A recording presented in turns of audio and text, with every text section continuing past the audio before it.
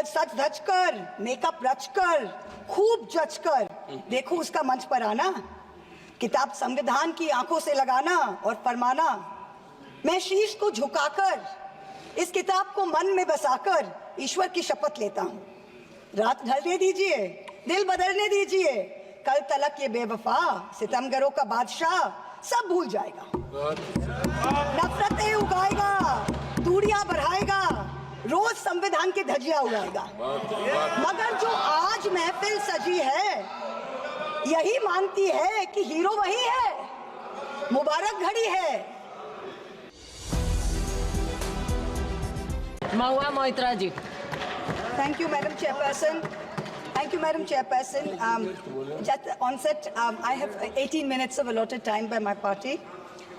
Honorable Chairperson, sir, Madam, I stand today on behalf of my party, the All India Trinamool Congress, to speak on the 75th anniversary of our Constitution. A Constitution that is not merely a book, but indeed the life and the soul of our nation. Almost 75 years ago to the day, on the 25th of November 1949, Baba Saheb Ambedkar reminded us we must observe the caution which John Stuart Mill has given to all who are interested in the maintenance of democracy, namely, not to lay their liberties at the foot of even a great man or to trust him with powers which enable him to subvert their institutions. This nation was made by great men and women, but the real challenge before us today is ensuring that no one man should believe he's greater than the nation and that he is above the principles of the Constitution. Today, as I stand to participate in this historic debate, let me start with a short yet very apt nazm by the poet Dr. Hilal Farid. I trust the truth and irony in his words will not be lost on anyone. मुबारक घड़ी है, कल सच धज कर, makeup रच कर, खूब जच कर देखो उसका मंच पर आना, किताब संविधान की आंखों से लगाना और फरमाना, मैं शीश को झुकाकर इस किताब को मन में बसाकर ईश्वर की शपथ लेता हूँ। रात ढलने दीजिए, दिल बदलने दीजिए, कल तलक ये बेवफा सितमगरों का बादशाह सब भूल जाएगा, नफरतें उगाएगा, दूरियां बढ़ाएगा, रोज संविधान की धज्जियां उड़ाएगा। मगर जो आज महफिल सजी है यही मानती है कि हीरो वही है, मुबारक घड़ी है। For the past 10 years, a very large number of people in this country have felt that Samvidhan khatre mein hai. Our constitution is in danger. As responsible public representatives, it is imperative that we actually put this to the test and check if this is just fear-mongering by us, as the ruling party would have us believe, or indeed is the constitution framework imperiled. As Professor Tarun Khaitan explains, there are three broad tests to check if the political executive is constitutionally accountable. Three checks for the country to remain democratic over time. So let's see how our country is faring on these three checks. The first is direct electoral accountability to the people. The second, there is accountability to the judiciary and other fourth branch institutions. And third, there is accountability rendered by the media and civil society as watchdogs of the citizenry at large. The ruling party has the right to influence policies over a large range of matters. You cannot take away that prerogative, but it cannot usurp power in a way that kills constitutional rights for the rest of us. This government, this ruling party, when confronted with this charge, uses only one defense. What about Mrs. Gandhi's emergency? Yes, that was a full frontal attack on democracy. No question about that. But we saw it for what it was. This government's modus operandi has been indirect and creeping, an incremental systemic assault for the past 10 years. The Modi government has consistently sought to erase the distinction between the party and the state by undermining and capturing all the mechanisms that seek executive accountability. It is killing our constitution by 1,000 cuts. I'm going to point out a few of the particularly bloody cuts. In the first test, democracies seek electoral accountability from the political executive. Measures such as electoral manipulation, voter disenfranchisement, biased campaign finance over time give the ruling party an unfair advantage. Voter disenfranchisement has reached epic proportions in India. In the past general elections, as well as in the recent by-polls in many BJP-ruled states, there were widespread, documented, caught on television cameras, caught on mobile phones, instances of voter suppression, from names missing to electoral rolls, by police used to threaten, beat and intimidate voters. We saw it in Rampur, we saw it in Sambal. Entire localities were being forced to stay home. Another aspect is the largely targeted exclusion of a hated minority by a prejudiced majoritarian state, creating a whole section of second-class citizens whose rights are less equal than others. This government brought in a discriminatory Citizenship Amendment Act that is openly violative of the fundamental right to equality before law. All the BJP state governments are competing with each other in bulldozer justice, demolishing homes, usually of minorities, without due process of law. I had to go to the Supreme Court to get a stay on the unconstitutional order of the UP government, demanding that minorities, that Muslims, put identifying markers on their eateries in shops during the Kawad Yatra. This is blatantly a violative of Article 15. Let us move on to campaign finance now. In 2014, both the BJP and the Congress were held liable for illegally accepting foreign contributions. In response, this government retrospectively amended the Foreign Contribution Regulatory Act, FCRA 2010, to narrow the definition of a foreign company and thereby remove the illegality with retrospective effect. This was done surreptitiously. The Act of 2010 was not amended by a separate bill. It was done via clauses slipped into the Finance Act 2016 and the Finance Act 2018. The amendments not only legalized foreign funding of political parties, they also created a new funding vehicle called electoral bonds. In 2017-18, the BJP got 97.7% of funds that were legalized by surreptitious changes to the campaign finance laws. When the electoral bond numbers came out earlier this year, we saw that the BJP had between 54 and 57% of the total amount raised in the past 6 years. This kind of unfair advantage for the BJP in campaign finance has created a very skewed playing field for the opposition in recent years. There's no denying this. The use of the government funds to promote BJP and to promote Modi ji's political branding in the run-up to the elections, Modi ji ki guarantee, Modi ji ka parivar, creates a media blitzkrieg that few smaller parties can match. For a free and fair electoral process, a neutral referee is necessary. So in addition to electoral accountability, our constitution lays down a second check of institutional accountability, where the government is scrutinized by the judiciary and by various fourth branch institutions, such as the Election Commission, the Vigilance Commission, a human rights watchdog, an anti-corruption body. The appointment mechanism of these fourth branch institutions, along with their functional autonomy, is what keeps them independent. What has this government done? This government willfully defied the spirit of the Supreme Court ruling on the Election Commission's independence by replacing the Chief Justice of India on the selection committee with a government-appointed minister. So you have a 2-to-1 majority. Prior to Modi ji becoming Prime Minister, how often did we hear of an election commissioner not filling their full term?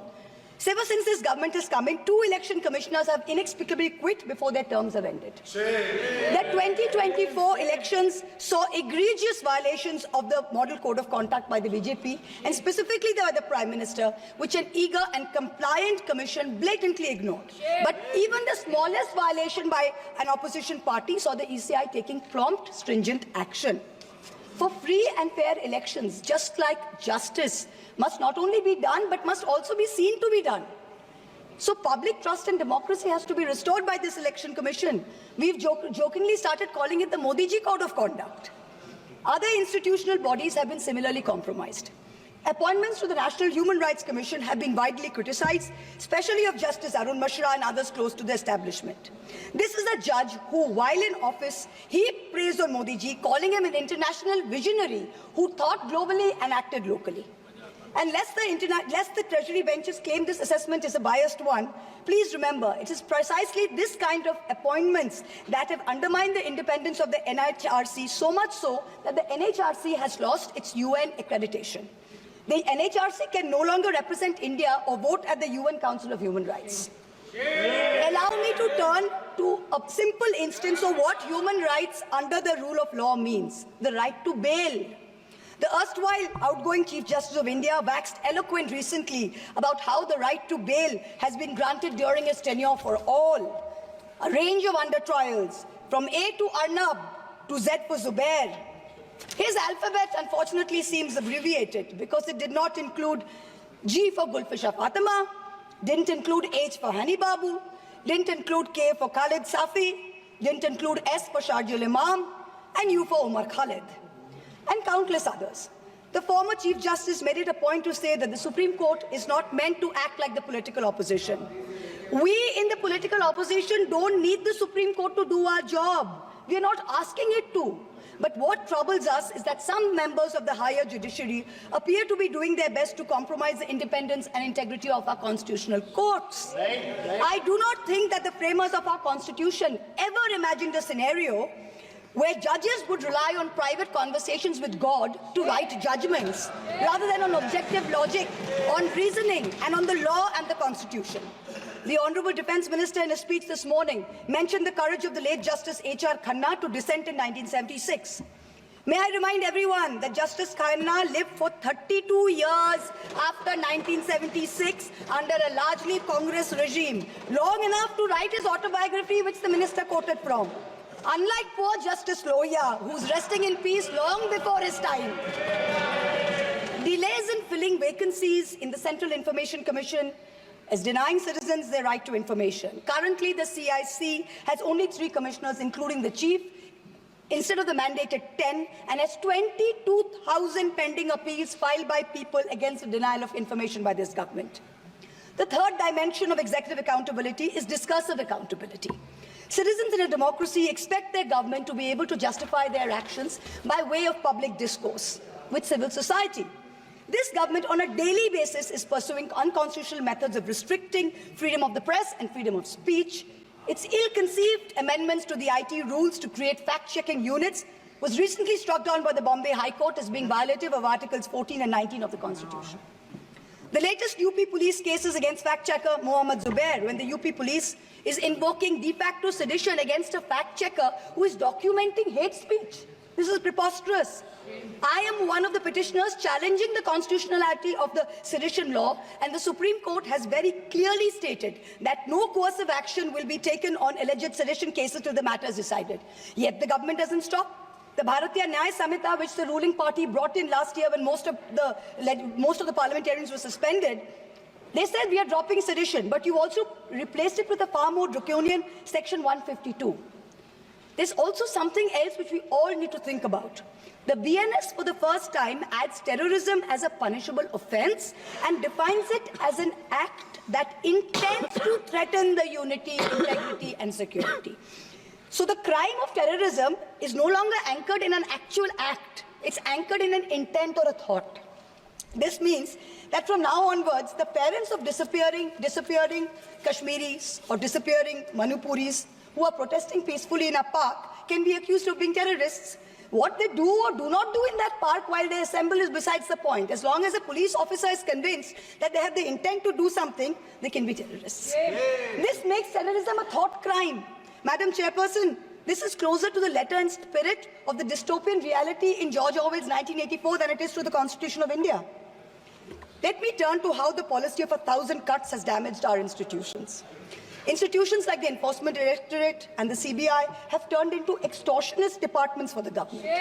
14 political parties approached the Supreme Court against the coercive criminal actions of these two agencies. 95% of cases by these two agencies are against opposition politicians. Since 2014, 25 opposition leaders facing corruption have crossed over to the BJP. 23 of them have got reprieves. 3 cases are closed. 20 cases are stalled. For years, the CBI was used to put pressure on NDTV and its promoters via a bogus case. Now that the channel's been captured, it's been sanitized, CBI says that there was never any case to start with. Airports and large infrastructure have been captured by crony capitalists by similar misuse of the ED and the CBI. In a cooked-up case against me, the CBI is wasting precious time and resources looking for a scarf and lipstick that a friend gifted me. These actions have cost India the first ever human rights violation by the Inter-Parliamentary Union in Geneva, the global body governing all national legislatures. After the abrogation of Article 370, there has been a flagrant crackdown of the constitutional rights of the people of Kashmir. Free speech and movement have been hampered. Passports cancelled without any pending cases. Never heard of it. Manipur, an integral part of the Union of India, seems to have a complete breakdown of constitutional machinery. The failure of governance is stark. The Union government under Article 355 of the Constitution is obligated to assist states in the maintenance of law and order. In May 2024, in the Supreme Court, Solicitor General stood up and said the violence is subsiding. Yet, horrifying incidents are happening every day. I petitioned the Supreme Court in the Manipur violence case. Senior Advocate Indira Jaisingh appeared for me. An expert committee was set up. But then after 27 or more hearings, there is no relief, there is no justice yet. Time constraints don't allow a more in-depth analysis, but it is crystal clear that this political executive of the past 10 years has systematically eroded democracy. It failed spectacularly on all three tests of constitutional accountability laid out by Professor Khaitan. Our constitution is bleeding from 1,000 cuts. Samvidhan khatre mein zarur hai. The need of this hour is to ensure that the idea of India survives in its purest form. This burden is heavier on some of us than on others. The judiciary and the media have a far greater responsibility in protecting our constitution than to normal citizens. History will not be kind to you, your lords and ladyships, if you falter. To every Chief Justice of India, past and present, I say this: yours is not to worry about your personal legacy. Yours is not to take directions from God. Yours is not to have a private family function turned into a televised circus with a political executive. The Constitution is your only God. The Constitution should be the only Atithi who should be in your home as your Deva. Attention-seeking divas do not leave legacies. Upholders and protectors of our basic sovereign rights will only be remembered. To the media, I say, you play a huge role in guaranteeing our democracy's survival. Live up to it. To taking a few liberties with Faiz Ahmed Faiz's immortal words, let me tell you. सब ताज उछाले जाएंगे, सब तख्त गिराए जाएंगे, बस नाम रहेगा संविधान का. In conclusion, I pay homage to the 17 women of India's Constituent Assembly who laid the path for all of us like me to stand here today. And I would like to remind us of Vijayalakshmi Pandit's words. Freedom is not for the timid. Protecting our constitution in these harrowing times requires courage. Let us rise to it. We will succeed. Jai Hind.